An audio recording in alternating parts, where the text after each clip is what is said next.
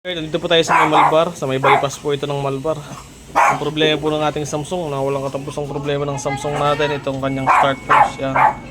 Kahit anong process, hindi po mag-start.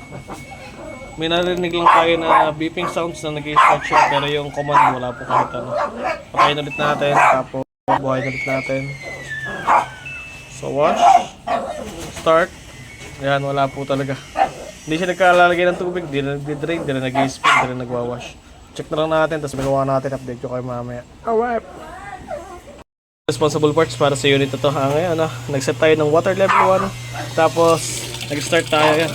Gumagana na yung start post natin. Yan. Nagpapatay na yung tubig. Same time, nag-start na rin. Antayin na lang natin ma-reach yung water level na select natin. Tapos, antayin natin mag-wash. Tapos, mag-spin naman tayo para makita natin lahat ng parts ay working properly. Okay, na-reach na yung water level 1. Magdidi-aero lang po ito pag binuksan. Yan. Nagwawash na po yung unit nila, ma'am. Yan. Okay na po. Sa spin na lang po. Last time. Drain na ni sir. Okay, na-drain na po. Hindi, ano ko siya, hugasan ko muna siya dito. Apo. Hugasan na nga. Hindi pa, hindi pa masyadong mataas. Pag lagi ko every month ay inaano ay. Clean tab po. Apo. Oo, para hindi umi-stack yung mga sabon-sabon sa loob.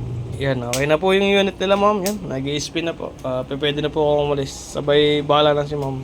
Hindi na akong papakita. Okay na. Ma'am,